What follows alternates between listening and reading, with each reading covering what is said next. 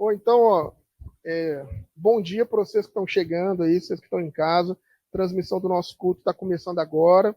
A gente vai transmitir em 2025 só as mensagens, porque antes a gente transmitia a música também, mas o nosso equipamento não é bom para transmitir a música, então fica uma transmissão muito ruim. Então nós vamos transmitir só a mensagem, porque uma voz só em um canal só é de boa para transmitir lá. Então, bom dia para vocês aí. O que acontece? Hoje, eu vou fazer uma mensagem aqui, mas talvez se você, sei lá, se você é de movimento social, se você é de partido, você está acostumado com uma palavra que chama, ou uma expressão que chama análise de conjuntura, que eu sempre fico com raiva. Tudo que eu vou, em qualquer coisa, de esquerda, qualquer movimento, sempre tem uma análise de conjuntura, que eles pegam lá uns 5, 6 pessoas para ficar falando a mesma coisa que a gente escuta em todos os movimentos. Eu até já tive uma ideia assim, o que vocês acham de vocês gravarem a análise de conjuntura? Aí quando chega, põe a gravação, você não precisa falar de novo, que é sempre a mesma coisa. E é chato, mas enfim, às vezes tem que falar.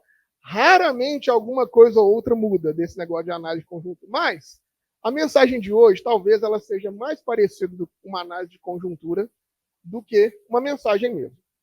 Primeiro ponto, talvez para vocês ainda que não estão acostumados comigo, o primeiro ponto é o seguinte.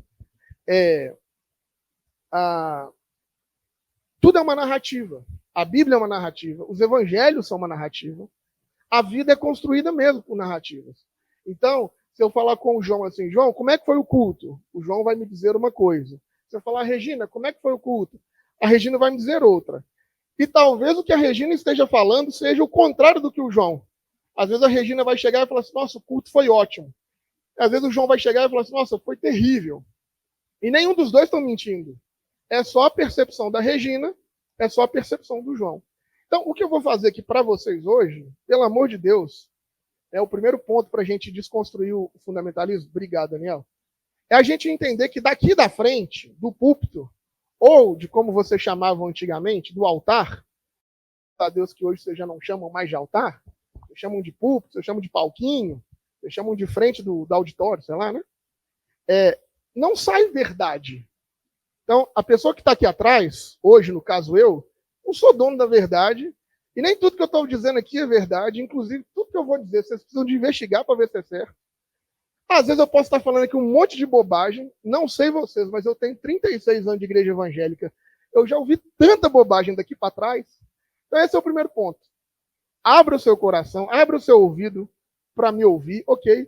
Mas não escuta inocente, não. Não engole tudo que a gente está falando como se isso fosse verdade, não. Jogue isso para dentro de você, vê se isso faz sentido, investigue essas palavras.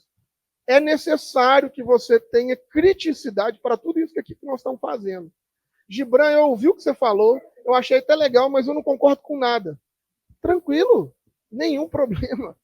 A vida é assim mesmo. Não, mas eu não acho que tudo que você falou é errado. Irmão, irmã, tá tudo bem. Nós não precisamos de deixar de ser amigo, de ser família, de ser comunidade, porque a gente pensa diferente, não. Estamos juntas? Estamos juntos? Então, hoje eu vou fazer aqui uma narrativa. Essa narrativa eu tirei da onde? Do Instituto MC. Minha cabeça, gente. Minha cabeça.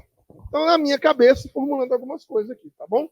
Antes que vocês pensem o pior de mim, 2025 eu não vou falar palavrão, pelo menos no púlpito. Pelo menos no púlpito.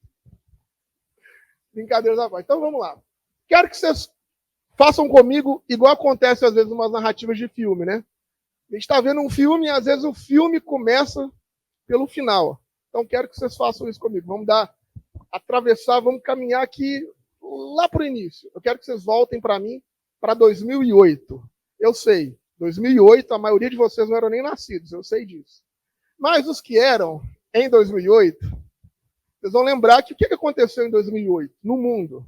2008/9 teve uma das maiores crises econômicas do planeta. Dizem alguns que foi inclusive maior do que a de 29, outros falam que foi a segunda depois da crise de 29. E é curioso, né? A gente fala de crise do planeta, a de 29 foi no mesmo lugar, nos Estados Unidos, a de 2008 foi no mesmo lugar, nos Estados Unidos. Então, tem uma crise nos Estados Unidos, parece que a crise é no planeta. Mas em 2008 foi isso. Uma crise da especulação imobiliária. Vocês vão lembrar disso. Estados Unidos quebrou, especulação imobiliária foi um impacto assim brutal. E aí, o que acontece? Por que é que teve essa crise de 2008? A crise de 2008 veio mostrar para nós que o capitalismo, como todo mundo já sabe, e aí estou fazendo aqui uma análise de conjuntura, repetindo o que você escuta em todos os movimentos sociais, que o capitalismo não se sustenta. E a crise de 2008 foi para mostrar para nós que o capitalismo já estava ali, no limite. Especulação imobiliária, galera morando na rua e você vendendo imóvel, aquela coisa. Estados Unidos quebra, as hipotecas destroem. Vários bancos enormes, como o banco, por exemplo, dos Brother Lehman, quebrou, acabou. Oi? Acabou. Aconteceu isso. A crise do capitalismo destruindo a economia de 2008. Obviamente, como todas as crises, como tudo que acontece, numa crise o pobre fica mais pobre, o rico fica mais rico. O banco quebra, a primeira coisa que vai acontecer é chamar o Estado para garantir o banco. E foi isso que aconteceu. Estava lá, beleza, Barack Obama, lindo, nós somos liberais. Ok, o banco quebrou, quem que foi pagar as contas do banco? O Estado dos Estados Unidos. O cofre público foi lá e pagou, ressuscitou os bancos lá. Isso aconteceu em 2008. Ah, Gibran, eu não concordo, não sei. Beleza, irmão, vai estar gravado. Você chega em casa, digita no Google. Aliás, Google não. Agora você pode digitar no chat GPT, no DeepSeek, vai ser mais fácil. E pergunta se eu estou falando a verdade. Porque eu posso estar mentindo. Você só vai saber se você pesquisar. E aí, isso pareceu uma brincadeira, mas 2008 destruiu parte da economia. Quando sempre regra, isso aí, quando a economia do norte está destruída, o que acontece? Mais imposição, mais taxação na economia do sul. Simples. Imagina, um exemplo básico. Quando a Miriam Leitão vai lá falar que o Brasil vende commodity, o que ela está falando para a gente é que nós não vendemos produtos industrializados. Que a gente vende matéria-prima. Então a gente vende o quê? Minério de ferro, a gente vende laranja, a gente vende arroz, a gente vende soja, a gente vende essas coisas. Então, imagina, o nosso maior comprador está sem dinheiro, de duas uma. Ou ele não vai comprar, ou ele vai querer pagar um preço muito mais baixo. Sim ou não? Tem gente aí? Então, 2008, quebra. O que acontece com o sul global?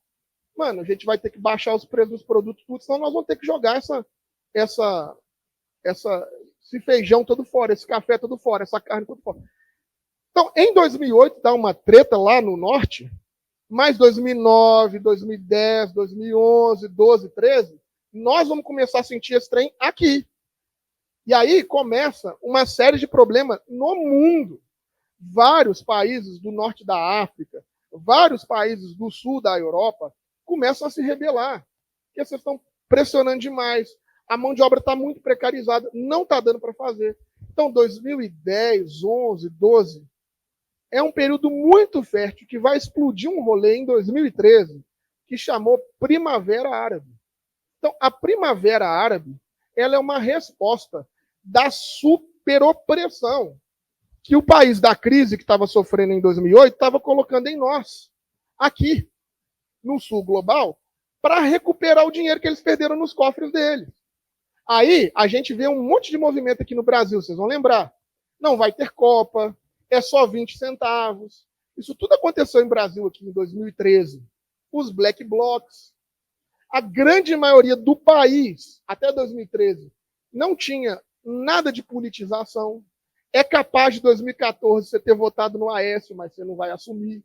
Você vai manter isso aí no off. Enfim.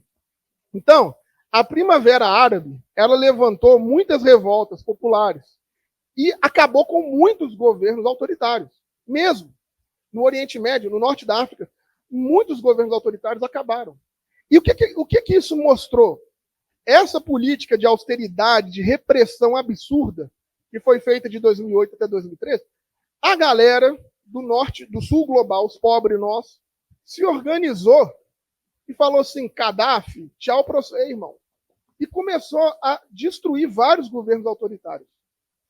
Só que acontece, imagina você, o capitalismo em crise, sem recursos, sem grana, E aqueles que nós exploramos, que a gente chama de colônia, mas com outro nome bonito, rebelando e eles perdendo. Gente, isso não pode acontecer. Então, se 2013, a Primavera Árabe, é uma resposta para o problema econômico de 2008, ela também foi uma resposta de coisas muito importantes. De 2008 para frente, o capitalismo forçou muito. Então, em 2013, esse povo estava querendo o quê? Liberdade contra os autoritários. Aí, lá no Oriente Médio, lá no norte da África, onde eles não podiam ter fé, onde eles não podiam ter liberdade, onde as mulheres não existem, onde os LGBT são decapitados, eles começaram a gritar, não só pela questão econômica, mas também por esses direitos que a gente chama de pauta identitária, direitos identitários, que é o que o capitalismo depois vai dar o nome de onda woke, que é preto, mulher, gay. É a pauta que a gente trabalha para falar sobre liberdade, liberdade de expressão, pessoas trans. Isso vem em 2013. Até 2013, você não tinha nenhum movimento assim tão organizado no mundo que trabalhasse tanto as pautas identitárias e tanto a luta contra a opressão do norte global. Então, 2013, o capitalismo entende, caramba, esses pobres, esses pretos, esses viados, essas mulheres, esse povo aí, eles estão se organizando. E nós vamos perder? Nós precisamos de fazer alguma coisa.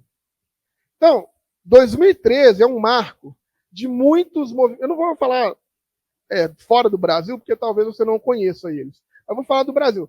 De muitos movimentos no Brasil, da ultradireita, vão começar a aparecer em 2013. Em 2013 aparece um movimento que é o contrário daquela sigla ali. Se você mudar o L e o B, você vai saber do que eu estou falando. Aparece um monte de gente falando sobre mercado, e não aparece sim, aparece, não, aparece financiado por grandes fundações. Aparece grandes movimentos de formação política da juventude. Vamos levar os jovens para a política, o seu chamado na política. Né? Não vou falar da Fundação Renova, não vou falar do evento que chamava Decente, que é ruim você falar, dar nomes assim, né? Não vou dizer deles. Mas a Fundação Renova, do querido Paulo Lemann, diga-se de passagem, o homem mais rico do Brasil. O Movimento Decente, que juntou agora, em 2020, 3 estádios de futebol inteiro, falando com a juventude, menino de 14, 15, 16 anos, vocês têm que ir para a política, vocês não podem deixar isso. Olha só o que o feminismo, olha só o que essa luta antirracista está fazendo, está acabando com tudo. Então imagina, é sempre assim. Na crise, na perspectiva de escassez de recursos, o capitalismo, ele nunca, o capitalismo, ele não morre.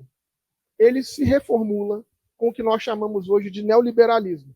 Claro, o neoliberalismo pode ser anterior, mas na minha narrativa, e aí eu não estou dizendo que eu estou certo, estou só dizendo que a narrativa é minha. O neoliberalismo aumenta e se recrudesce muito de 2013 para cá. E aí a gente começa a colocar o medo na galera. Agora, sabe o que a Primavera Árabe trouxe de bandeja para a galera do Sul global? E que eles devem ter falado assim, nossa, eu nem merecia. A pauta identitária. Só que não é uma pauta identitária qualquer. A Primavera chama Primavera Árabe. Peraí, Árabe? Oriente Médio? Caramba! Terrorismo! Então, a religião, ela foi essa ferramenta instrumentalizada pelo neoliberalismo, pela nova direita, pela ultradireita do norte global para dizer assim, agora nós temos um inimigo que antes não tinha. Olha o que esses terroristas organizados estão fazendo no Oriente Médio. Os nossos governos lá, autoritários, estão perdendo, e eles não só estão querendo liberdade econômica, não. Eles estão vindo agora libertar viado, preto, mulher. Vê se pode isso, gente. Tudo que o neoliberalismo queria era isso. Um inimigo comum do ponto de vista ideológico. Aí vem o país mais protestante do mundo, o pai da democracia, que é cheio de evangélico, e fala, meu irmão, você não sabe o que está acontecendo lá do outro lado do mundo. Eles estão querendo que sua filha vira lésbica, que seu filho vira gay. Eles estão querendo que seu filho vire trans. Você não vai deixar isso acontecer, né, meu irmão? Você não sabe o que está acontecendo lá do outro lado do mundo. Eles que trabalhavam para a gente quase escravizados, a preço de bandeja, estão se libertando. Imagina agora como que vai aumentar o seu custo de produção. Nós não podemos deixar um negócio desse acontecer. Em 2013, começa uma ideia de usar instrumento. A fé sempre foi instrumentalizada. Mas, como nós estamos vendo hoje, começa em 2013, a partir da lógica do pânico moral, da lógica do medo, que a Primavera Árabe trouxe pela primeira vez uma perspectiva de liberdade para alguns povos oprimidos. Então, veja, eu sei, Gibran, você veio para o culto, eu achei que ia ser uma pregação, você está fazendo uma aula ruim ainda, né, porque eu sou mau professor. Mas presta atenção, para a gente conseguir falar sobre Bíblia em 2025, isso precisa estar na sua cabeça. Você precisa de pelo menos saber que isso existe. Você não precisa concordar, não. Só precisa saber que isso existe.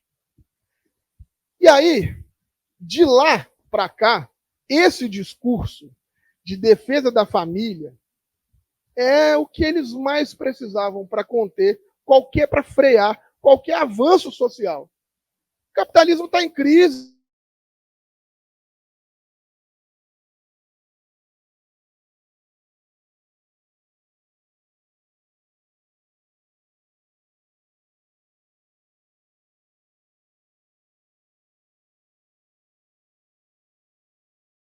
Família, defesa da liberdade. Se a gente botar um medo nessa galera, dizer para eles que eles vão perder a família, que eles vão perder a liberdade, que eles vão perder a propriedade deles, eles vão fazer para a gente o que a gente quiser.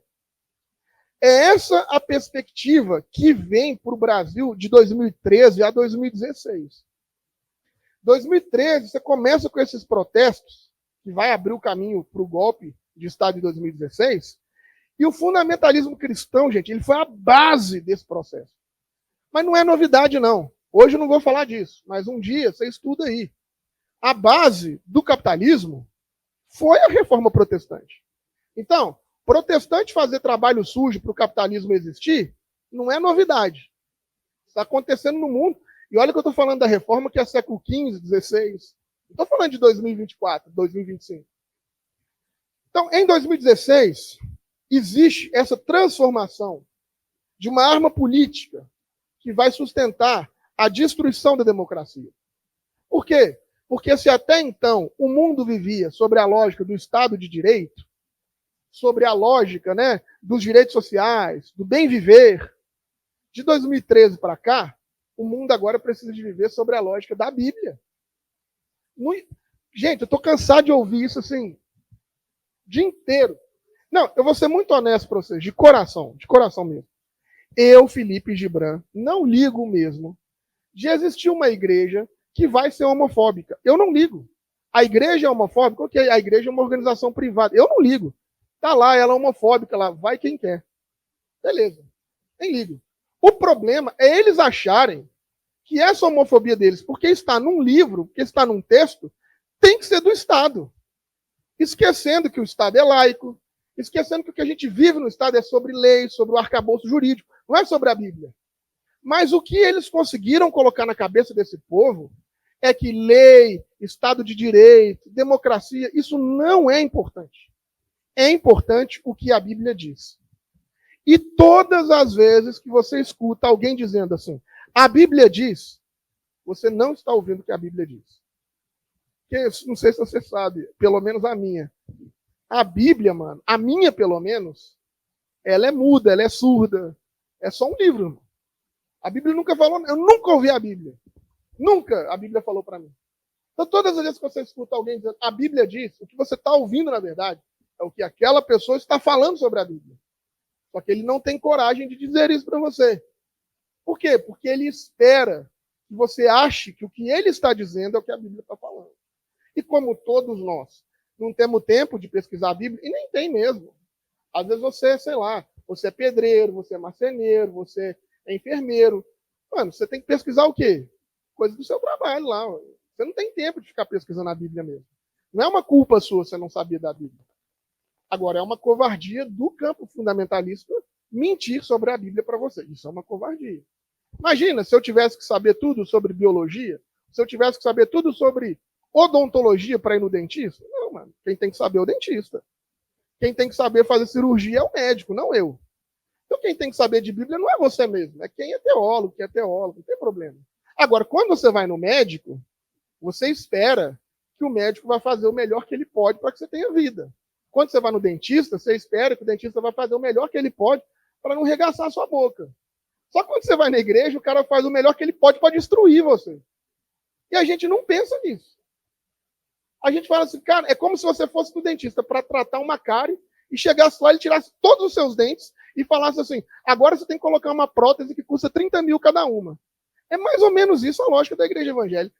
O cara tira tudo que você tem, autoestima, confiança, senso crítico, personalidade, sexualidade, tira tudo que você tem e fala assim, agora você precisa de mim para conseguir mastigar o mundo aí. É mais ou menos assim. Mas isso vem da onde? De 2016. Para quem estava vivo aí, em 2016, vocês vão lembrar, e para quem não lembra, vai lá no Google, que nas falas dos constituintes sobre o golpe da Dilma, a palavra que mais apareceu foi Deus, pátria, família. Olha, eu tenho certeza, mano, tinha um monte de gente lá que nunca... Aliás, acho que deve ter sido a primeira vez na vida que ele falou a palavra Jesus. Foi para ele pegar lá no Congresso Nacional e falar assim, em nome de Jesus, a gente nunca tinha falado de Jesus na vida. O cara era pilantra, bandido, o que for, mas vestiu um terninho, a maioria terninho azul marinho, e foi lá falar, em nome de Deus, da família. O capitalismo conseguiu introjetar isso em nós, conseguiu cooptar a nossa fé e conseguiu mostrar que Deus, pátria e família é o que eles estão dizendo que é. Então, é um problema muito sério o que nós estamos vivendo de 2016 até aqui. Por quê? Eles estão fazendo isso em nome de Jesus. Eles estão fazendo isso em nome da igreja evangélica. Eles estão fazendo isso em nome do campo evangélico. E o que acontece? Você e eu, que éramos evangélicos antes disso, e que a gente ia na igreja a vida toda, que, beleza, você estava lá achando que você tem uma relação com Deus, beleza, mano, estava todo mundo nisso. Quando esse povo chegou, o que a gente pensou? Não, eu não sou evangélico, não. Isso aí não sou eu mais. A gente meteu o pé. Não sou mais crente, não sou mais católico, não sou mais cristão. Isso não é o que eu acredito. E a gente foi embora. E a gente foi embora e deixou eles lá com tudo. Hoje, você ainda continua indo embora. Você vem na comuna aqui com alguma dificuldade. Mas talvez ainda nem falar que você é evangélico, você fala. Talvez ainda nem assumir que você tem uma proposta de Jesus Cristo, você assume. Não estou te julgando, eu super te entendo. É um saco falar dessa porta para fora que eu sou evangélico. Todas as vezes que eu falo que eu sou evangélico, que eu sou crente, mano, tipo assim, né? Na minha infância, tinha um programa na TV Cultura que falava assim, senta que lá vem história. É isso. Toda vez que eu falo que eu sou evangélico, senta que lá vem história. Aí eu tenho que explicar que tipo de evangélico que eu sou. Aí a pessoa demora assim, uns 3 minutos para voltar a me entender como ser humano. Ah, tá, não, tá tranquilo então. Então aqui você pode ficar. Costuma ser assim. Porque, geralmente você fala assim, eu sou evangélico,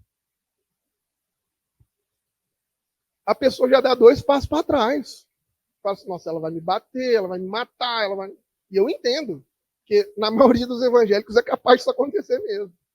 Então, isso a gente está vivendo de 2016 para cá. Então, presta atenção no que eu estou dizendo para vocês.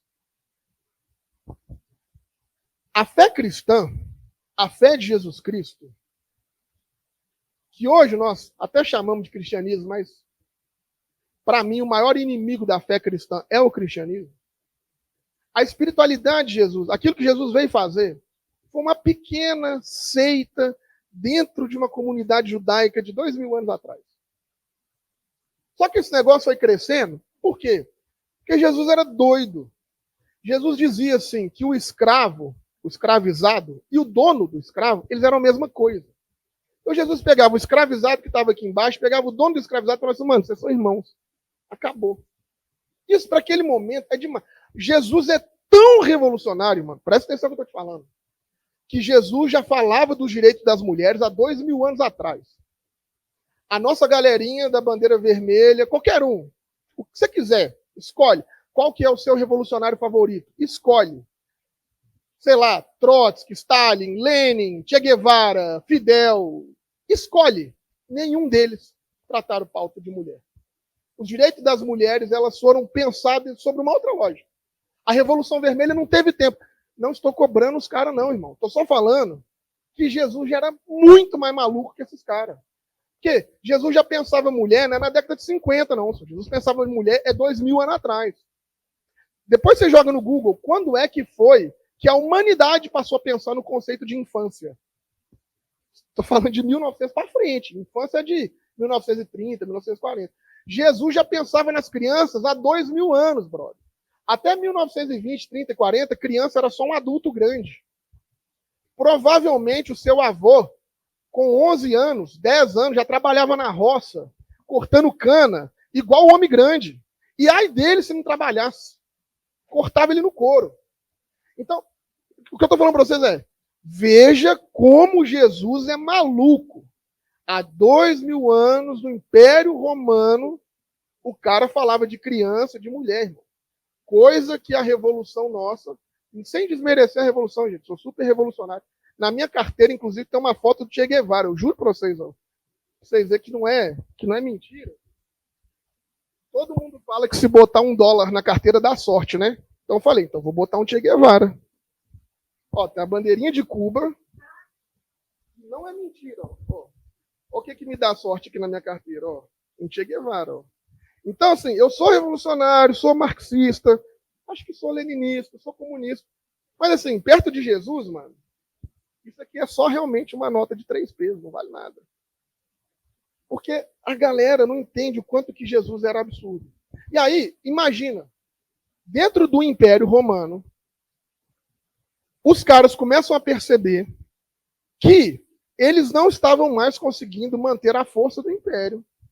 Há 2000 anos atrás, que os escravizados estavam se organizando.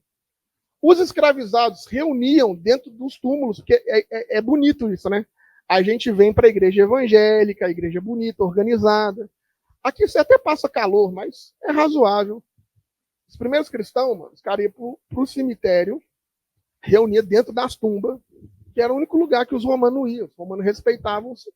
Então hoje é engraçado, porque quando você vai numa igreja neopentecostal, o cara fala, irmã, fizeram um trabalho para você lá no cemitério. Eu fico pensando, será que foram os evangélicos?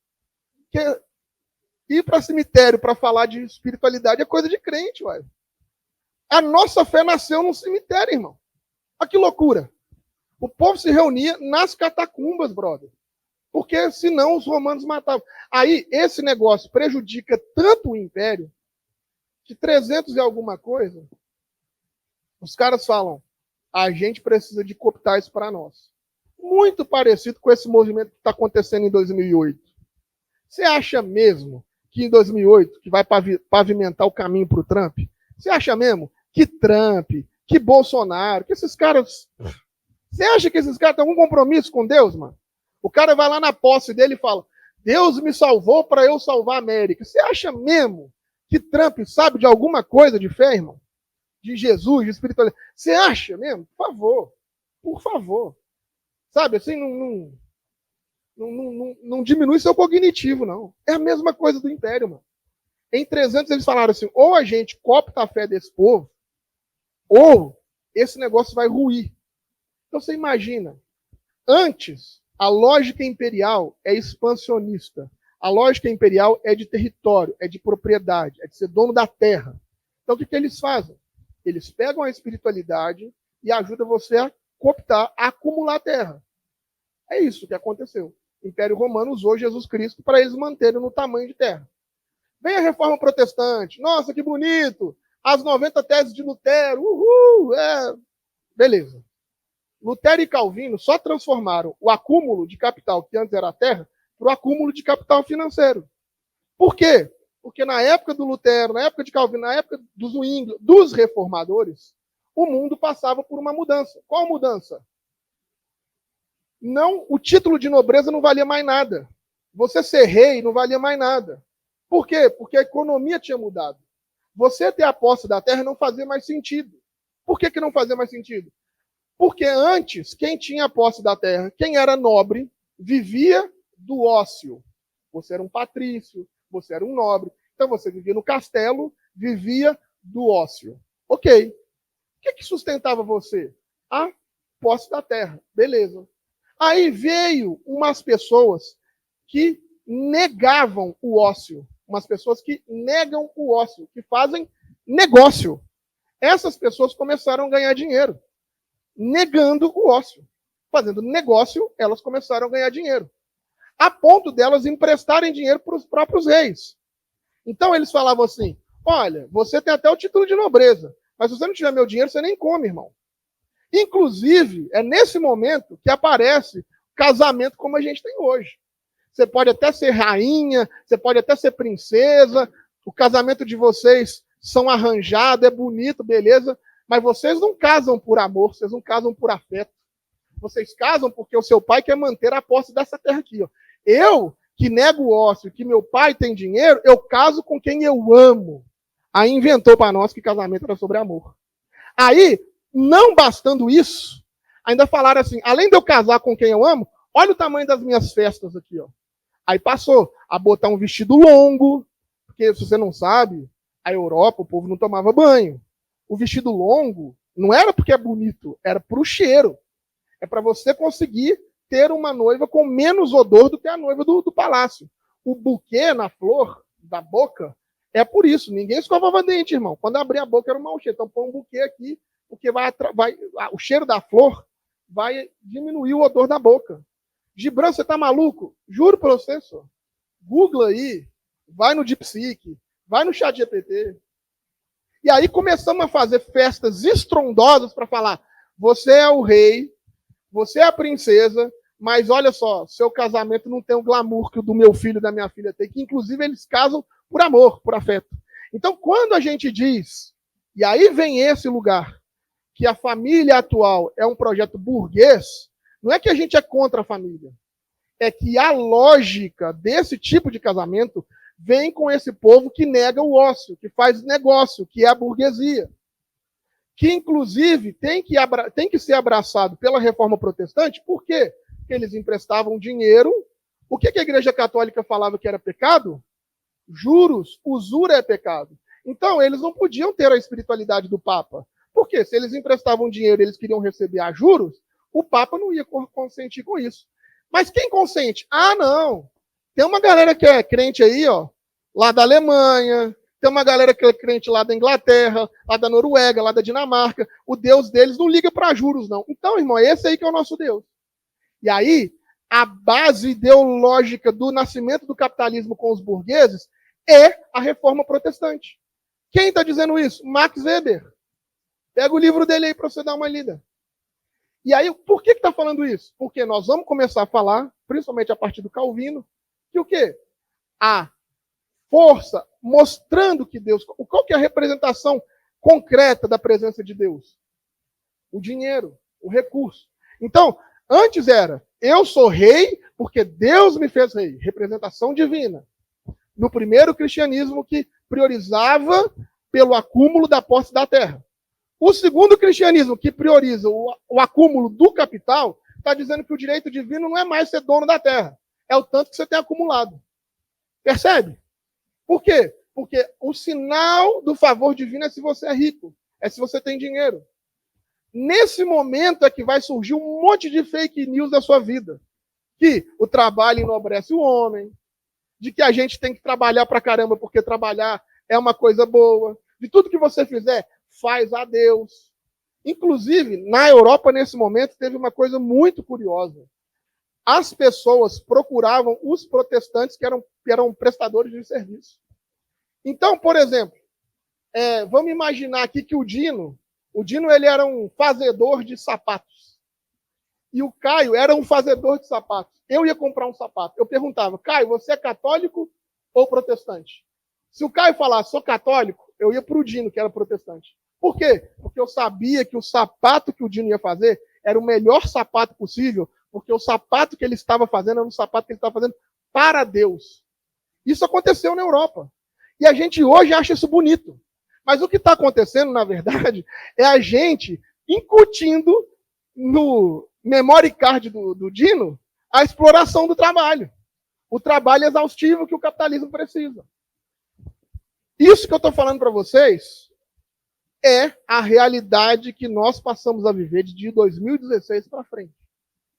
Se antes o cristianismo era utilizado para concentrar terra, se depois ele for utilizado para concentrar capital, agora, de 2016 para frente, o cristianismo ele é utilizado para expandir essa concentração de capital, que é o neoliberalismo. Então, nós precisamos de ter isso na consciência. E aí, por que eu digo para vocês a necessidade e a importância da radicalidade? E esse é uma proposta que eu tenho para nós esse ano. Radicalidade. Bom, primeiro, na sua cabeça, as organizações já conseguiram colocar que radical não é uma coisa boa. Aliás, de duas uma. Ou eles conseguiram te infantilizar, e aí quando fala que é radical, automaticamente você pensa, tipo numa propaganda de Nescau, um menino com skate, com uma moto, fala, radical. Ou você pensa, não, eu não queria ser tão radical assim, tem que ser um pouco mais comedido. Porque conseguiram destruir a palavra radicalidade. E radicalidade nada mais é do que radical. Radical nada mais é do que ir ao centro, ao núcleo. Quando eu falo assim, qual que é o radical da palavra tal? O que é mais importante ali daquela palavra? O que é o núcleo daquela palavra? O que, entre aspas, é o DNA daquele negócio? Oi? E na raiz, certíssimo, vem do latim, da raiz. Radical é raiz. Obrigado, Dino. Então, por isso, para nós é importante a radicalidade. Em qual sentido? Teve apenas um momento. Vou respirar aqui. Um palavrão aqui ia ficar muito bom, gente. Juro. Enfim. Exato. Enfim. Não, tô super bem. É só porque ia ficar muito legal. Mas, enfim. Teve apenas um momento no Holy Texto, no Texto Santo, que Jesus disse sobre haver um outro Deus. O único momento que ele disse. A única Jesus não disse sobre outro. E olha que aquele. É porque assim, quando a gente vai ler os evangelhos, a gente acha que todo mundo era judeuzinho lá, seguidor de Jesus Cristo. Tinha um monte de milhares de outros povos circunvizinhantes que tinham milhares de outros deuses. Jesus não condenou nenhum deles. Jesus não falou nada sobre nenhum desses deuses. Ele só disse isso sobre o dinheiro. Ele chamou o dinheiro de Senhor. Ele chamou o dinheiro de um Deus. Foi o único momento em que Jesus disse, existe alguma coisa que a gente precisa se levantar contra? Dinheiro, mamon. É a única coisa que ele falou. É impossível você servir a dois senhores. Palavras de Jesus. É o único momento na Bíblia. Jesus, é como se Jesus estivesse aqui hoje, ele estaria falando assim, de boa. Não tô nem aí se você é crente, se você é da Umbanda, se é do Candomblé, se você é do Daime, se você é do Hare Krishna. É isso. Isso aí para Jesus, irmão. Agora, ele diria, é impossível servir dois senhores. Estou falando sobre dinheiro. Ele não estava falando sobre o Candomblé. Ele não estava falando sobre o Pai Benedito. Não, mano. Estava falando sobre dinheiro. Mamon. E aí depois, Timóteo vai recuperar uma palavra, uma fala de Paulo, muito interessante, baseada nessa espiritualidade, e que às vezes muitos de nós atribuímos isso a Jesus, mas não é de Jesus. Mas nós atribuímos. Se você quiser espalhar essa fake news, eu nem ligo. Que é uma fala que diz assim, a raiz, o radical de todos os males é o amor ao dinheiro. Então veja, por que eu estou falando com vocês sobre radicalidade? Jesus falou o tempo todo no seu trabalho que amor é serviço. O tempo todo. Jesus o tempo todo disse isso. Jesus o tempo todo disse na sua caminhada de fé que você é única e exclusivamente o que você faz. Jesus falou isso o tempo todo. O tempo todo. E aí, nós transformamos a espiritualidade de Jesus, que está dizendo que amor é servir, que amor é serviço, que amor é se doar em serviço ao outro. E esse mundo foi e transformou esse amor em uma forma de acúmulo, seja de terra, seja de propriedade, É isso que está acontecendo de 2016 para cá. E aí, nós que tínhamos o compromisso de expandir o reino de Deus, que é um lugar... Você precisa desbloquear seu iPhone antes. Dá vontade de falar aquela frase da Janja, né, pro Elon Musk. Eu não vou falar, não. Vocês nem sabem da frase da Janja, não, né? Enfim, depois alguém procura aí. O que Janja disse para Elon Musk? Nós precisamos de entender sobre essa radicalidade. Por quê? Porque baseado na culpa, no medo, baseado nessa exploração do nome de Jesus e na espiritualidade de Jesus, nós estamos vendo o neoliberalismo utilizando o nome da nossa fé para, de fato, destruir aquilo que nós entendemos como sagrado, como família, como liberdade, como pátria. Assim, gente, parece absurdo você ver um bando de patriota vestindo bandeira dos Estados Unidos. Aí você fala, meu irmão, mas você não falava da pátria, brother? Ele não falou qual, né? Mas é sobre isso que nós temos que pensar. Sobre a radicalidade. Jesus disse para nós. O que é a radicalidade para ele? É a gente não deixar essa mensagem dele, que foi dita que o amor é serviço, ser cooptado por amor ao dinheiro. E o pior de tudo é que é o seguinte, amar ao serviço é lugar à mesa para todas as pessoas. Porque todo mundo precisa ser servido. E todo mundo precisa servir. Não tem um ser humano sequer que não precisa de nenhum serviço. O mais rico, o mais bilionário, não importa. Ele precisa de alguém para servir em alguma coisa. E ele pode servir alguém em alguma coisa. Então, quando nós dizemos que amar é serviço, nós estamos falando que a humanidade se torna comunidade. Agora, quando nós estamos dizendo que amor é dinheiro, que amar é dinheiro, acabou, irmão. O recurso, o dinheiro é limitado. Vai ter pouco, vai faltar. E aí você acha que esses grandes bilionários, que têm, assim, conglomerados financeiros, você realmente acha que uns caras desses já não têm projeção de como vai ser a humanidade nos próximos 50, nos próximos 100 anos? Pensa comigo, meu irmão. Se você que é pobre, consegue abrir um chat GPT e perguntar para o chat GPT, e olha que você está falando do chat GPT de graça, e perguntar para ele como vai ser daqui 100 anos. E a inteligência artificial do chat GPT de pobre, que é de graça para você, te dá uma perspectiva do mundo. Você acha que as pessoas mais ricas do planeta não sabem o que vai acontecer nos próximos 50 e 100 anos? E aí você acha, eu escuto isso todo dia, ai, Gibran, mas não faz sentido. O cara já é bilionário. Por que você acha que ele está interessado na África do Sul? O cara já é bilionário. Por que você acha que ele está interessado no nosso nióbio? Porque esse infeliz sabe que nos próximos 50 anos não vai ter vida nesse planeta. E que é preciso recurso para criar vida em outro lugar. E que só você e eu vamos ficar, meu brother. Eles sabem disso. Tem projeção matemática, aritmética para um rolê desse.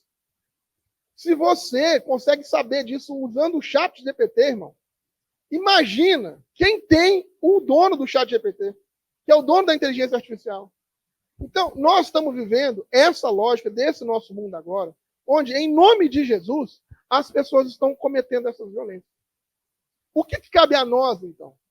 Em nome de Jesus, implantar o reino de Deus. A chamada é a mesma. É a mesma chamada, e eu sou repetitivo, porque Jesus disse, o Espírito de Deus está sobre mim, me ungiu, está me motivando, está me empurrando. O Espírito de Deus está em mim, dentro de mim, para anunciar boa notícia aos pobres, aos cegados, aos presos. É isso que é a nossa chamada. Jesus não te chamou para ir para o céu, Jesus não te chamou para te livrar do inferno. Jesus disse, o reino de Deus chegou e é preciso que a gente vá fazer o reino de Deus.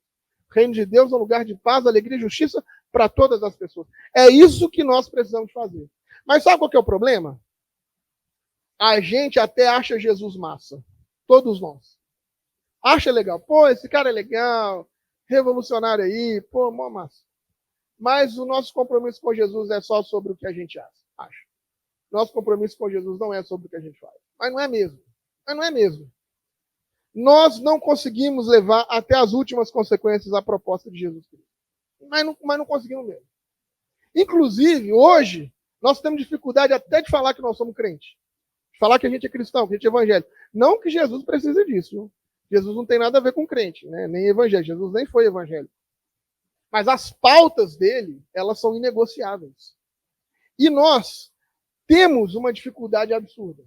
Nós do campo progressista, então, pelo amor de Deus, a gente abraçou a pauta identitária de uma maneira assim linda. Então você vai em tudo quanto é igreja progressista, não, bonito demais. Mulher empoderada, preto, viado, trans, não é muito bonito. Vivendo aquela propaganda dos pôneis malditos, um mundo rosa, cor de rosa. Porque a pauta, como diria o nosso querido Chico Mendes, se a gente for fazer pauta ambiental sem discutir o capitalismo, nós estamos fazendo jardinagem. É a mesma coisa com a pauta identitária.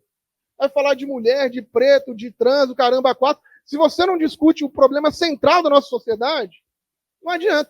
Ah, Gibran, você está falando que pauta identitária é ruim? Não, não, não. Só estou dizendo que as lutas não podem ser abandonadas. E não adianta nada fazer luta identitária se a gente não entende a estrutura que nós estamos vivendo. Não adianta. Se a gente não falar de justiça social, a gente não falar de distribuição de renda, a gente não falar de distribuição de terra, não existe reino de Deus para ser implantado, meu irmão. Não existe. Aí a igreja faz a gente ir para o culto, fechar o olhinho, cantar canções, falar glórias ao Senhor porque eu estou salvo, te iludiu, mentiu para você, sendo que a única maneira da gente de fato vivenciar o reino de Deus era abrindo os olhos, não é fechando. Quando a gente vai orar, eles conseguiram fazer uma coisa tão maravilhosa que para você ver Deus, você precisa de fechar o olho para tudo que está ao seu lado. Isso é uma capacidade assim mnemônica extraordinária deles, de fazer a gente não enxergar as realidades. Sendo que todas as vezes que a gente falasse Senhor, todas as vezes que a gente orasse, os nossos olhos tinham que estar abertos para a gente ver aonde falta o reino de Deus entre as pessoas que estão conosco. Só que a gente não leva Jesus a sério. E a gente conseguiu, do mesmo jeito que o campo conservador fundamentalista conseguiu dizer que se você fechar o olhinho, orar, se arrepiar, sentir alguma coisinha, a sua missão no mundo resolveu, o campo progressista conseguiu dizer a mesma coisa, isso. E nós, progressistas, somos super arrogantes, que a gente pensa assim, não, aqui a gente aceita a comunidade LGBT, aqui a gente é antirracista. Então, quer dizer, a gente vive uma lógica farisaica, porque nós somos progressistas, nós somos melhores do que os outros. E muitos de nós progressistas aqui, irmão, talvez você nem estaria aqui se a igreja não tivesse feito o favor de levar o Bolsonaro para dentro da sua igreja. Porque para a grande maioria de nós aqui, para não dizer todos, você estaria lá até hoje. Nada nessa igreja te incomodaria. Só porque levaram o Bolsonaro lá e você falou, não, o Bolsonaro não concorda. Mas você ficou lá 30 anos engolindo todas as pautas que o Bolsonaro fazia lá dentro e você nunca reclamou. E aí você vem para cá e não quer se desconstruir. Você ainda quer continuar fazendo o seu modelo de igreja como você sempre pensou. Você sai do Egito, você sai da prisão, você sai da escravidão e quer chegar em Canaã e quer colocar as mesmas regras de quando você era escravizado no Egito. Você não tem humildade nem para calar a boca e falar assim, caramba, agora nós vamos precisar de pensar fé de outra perspectiva. Não tem. E quando é de outra perspectiva, você fica chateado, você fica frustrado. Inclusive, por uns 30% aqui deve estar pensando assim, que má nota que eu dei. Vim aqui hoje de manhã e esse cara está falando só política no meu ouvido. Irmão, é a prisão que você vive ainda do fundamentalismo religioso.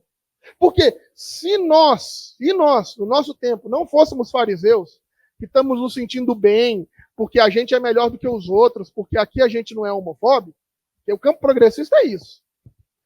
Você abraçou a pauta identitária, agora resolvi, agora eu sou uma igreja revolucionária, porque a gente aqui não discrimina negro. Pô, você está de brincadeira com a minha cara. Porque você não é racista, você está achando que você está fazendo o reino de Deus? Ah, me desculpar. Porque você não é homofóbico, porque você não é intolerante religioso, você está achando que está fazendo o reino de Deus. Por favor, irmão. Volta para a infância e vai brincar de casinha. A nossa perspectiva deveria ser outra. Nós, progressistas, estou falando nós, porque eu estou muito nisso. Isso aqui que eu estou falando para vocês é quase tudo para mim. Nós deveríamos abaixar nossa bola. Entender que a gente ainda não fez nada. que esse país está sendo engolido pelo neofascismo em nome de Jesus, o que não é novidade, porque o fascismo... Não, e o telefone de vocês tocando, e muito provavelmente muitos de nós estamos pensando, não, a pauta ambiental é bobagem. Né? Enfim. Para quem está em casa, a Defesa Civil acabou de falar para a gente que chegou o dilúvio e que nós vamos precisar da Arca de Noé. Beleza, mano. Então, o que acontece? Nós precisaríamos de abaixar nossa bola. Largar esse espaço que a gente acha que a gente é bom demais porque a gente é progressista. E entender que da mesma maneira que o campo fundamentalista destruiu todos os conceitos para nós de oração, de santidade, tudo isso foi destruído. Oração, santidade, vida com Deus, comunhão, tudo isso o fundamentalismo fez o favor de destruir. Ele também fez o favor de destruir em você o conceito de evangelização. Porque se você é uma pessoa minimamente inteligente, presta atenção assim, uma minhoca, ela tem 2 filamentos de neurônio, um direito e um esquerdo. E a minhoca consegue aprender. Impressionante isso. A minhoca aprende o caminho, o trajeto. Então, quer dizer, se você tiver mais neurônios que uma minhoca, é capaz de você conseguir aprender também. Então, não aprende quem não quer.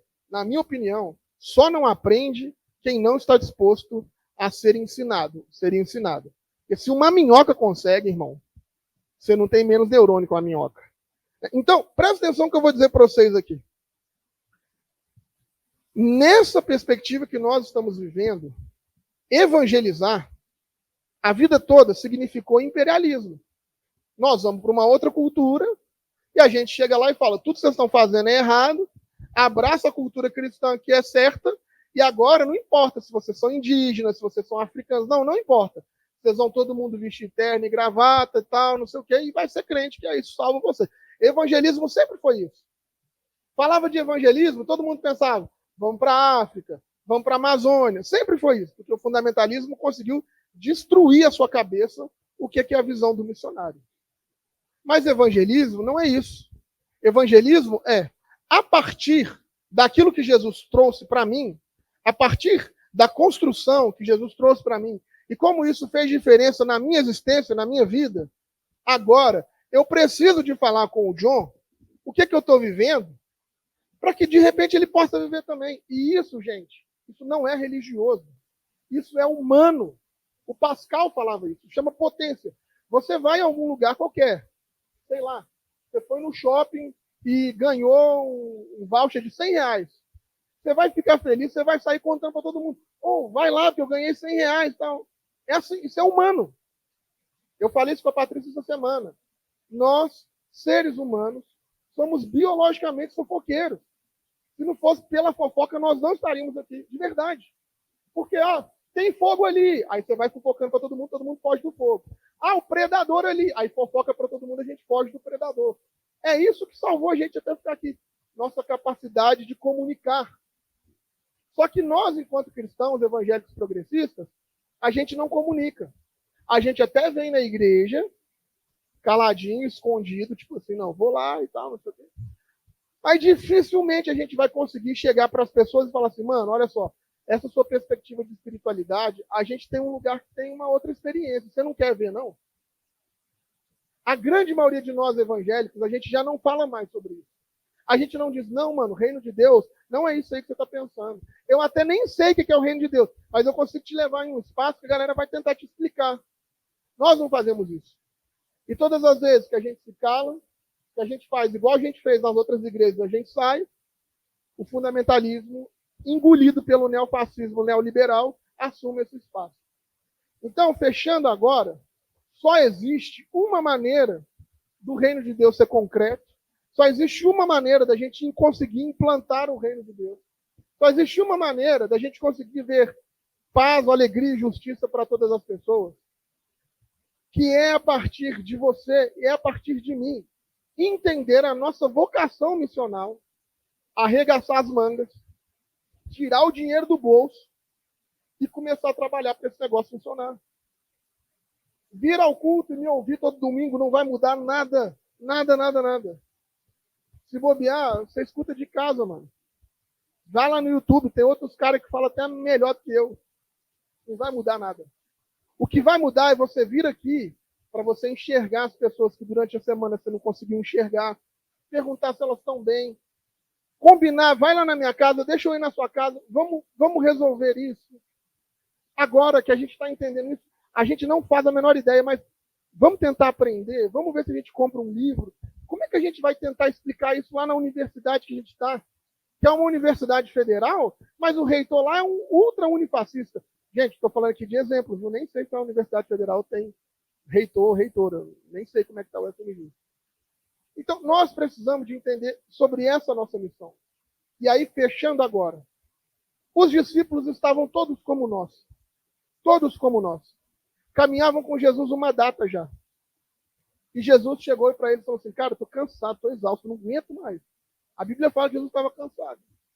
Isso aqui não é narrativa, não. Está lá no texto. Jesus estava cansado.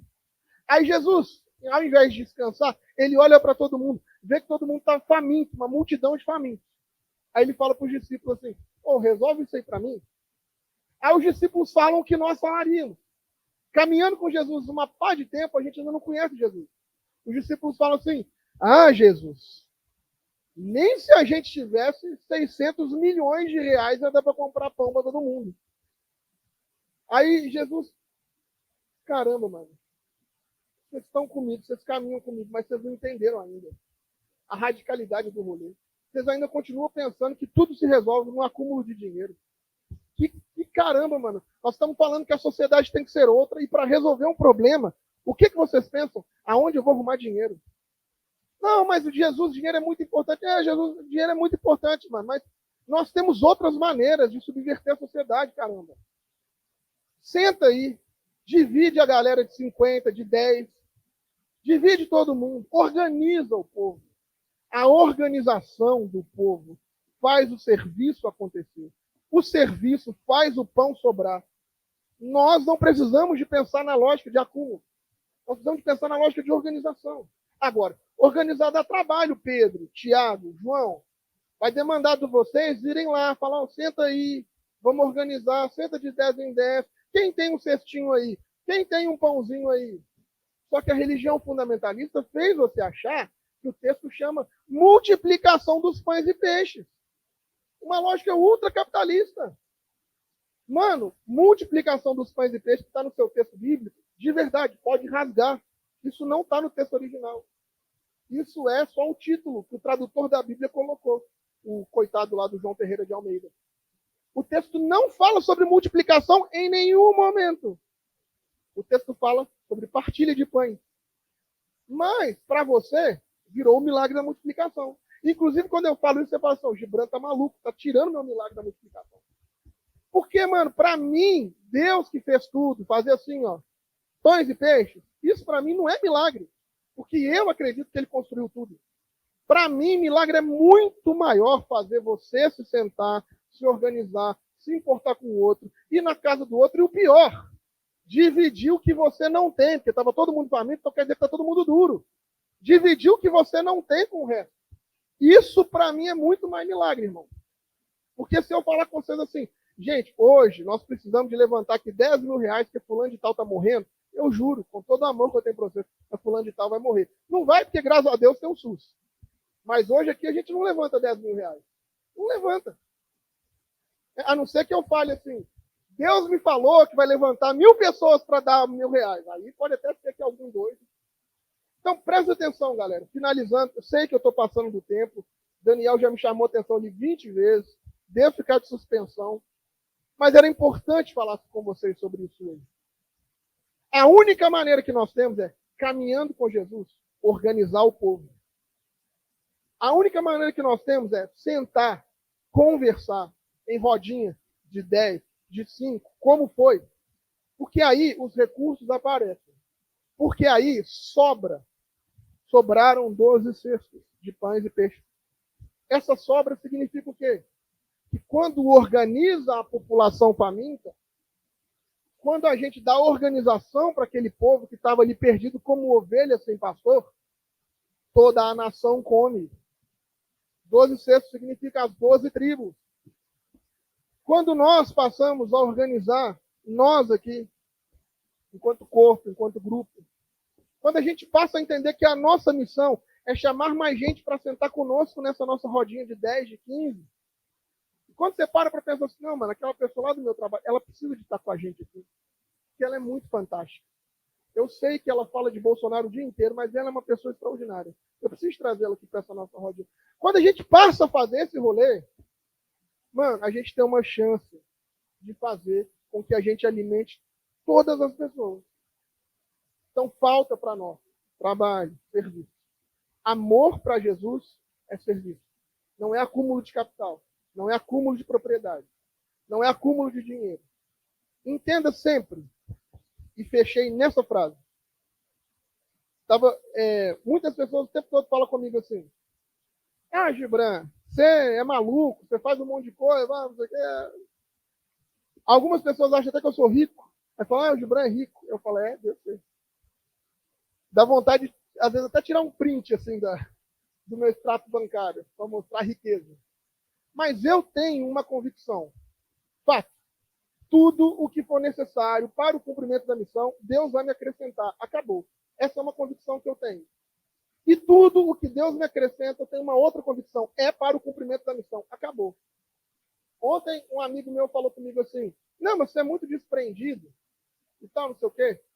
Porque eu estava comentando com ele que eu dei um presente para um outro amigo e esse presente tinha um valor alto.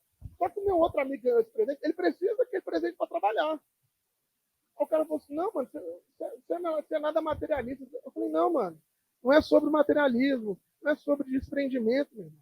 É sobre eu ter uma ferramenta que o outro precisa para cuidar da família dele e eu vou doar, não importa. Ah, não, então deve ser por isso que Deus te abençoou. Eu falei, não, mano, não. Eu perdi. Esse equipamento que eu doei, eu perdi. Deus não me abençoou, não. Foi um equipamento a menos. Agora, você saber que o cara que precisa daquela ferramenta para sustentar a família dele, agora tem condição de sustentar a família dele, pô, para mim isso é bênção demais. Mas vai mudar alguma coisa na minha vida? Não. Na vida dele talvez mude. E eu não estou preocupado com a minha vida. Porque eu tenho certeza que aquilo que for necessário para o cumprimento da missão, Deus não vai deixar faltar. Nunca deixou até hoje. Eu acredito nisso fielmente. Eu realmente acredito que Deus habita em mim. O que ele disse.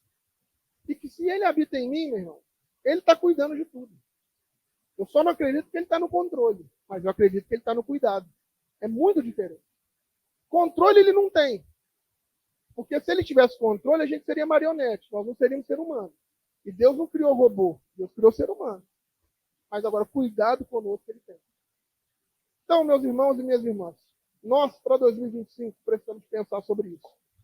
Essa mensagem vai estar gravada e eu espero que de vez em quando você assista. Porque o que está para vir para nós de 2026, 2030, vai ser cruel. Não brinca com isso.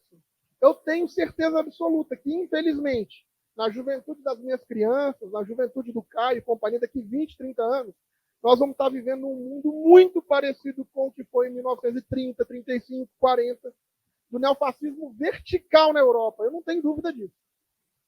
As condições materiais são iguaizinhas do momento histórico do fascismo e do nazismo da década de 40. E assim, relaxa, irmão. Hitler também foi apoiado pela Igreja Evangélica, também foi apoiado por parte da Igreja Católica. Não é diferente. O que resta para nós? Ações de resistência. Para quando o mal chegar à nossa porta, a nossa casa de fato está alicerçada na rocha e a gente ter condições de resistir. E a gente ter condição, inclusive, de exilar os nossos irmãos. De falar, mano, Patrícia, você precisa sair do Brasil. E a nossa organização aqui tem dinheiro para pagar uma passagem para você sair, porque se você ficar aqui, eles vão te matar. Não tenha dúvida, meu irmão. Não tenha dúvida. Os caras assumem a maior democracia do mundo, o maior país do mundo, o país mais poderoso do mundo, e não se constrangem de todas as câmeras do planeta estar olhando para eles, brother. O cara faz um símbolo nazista.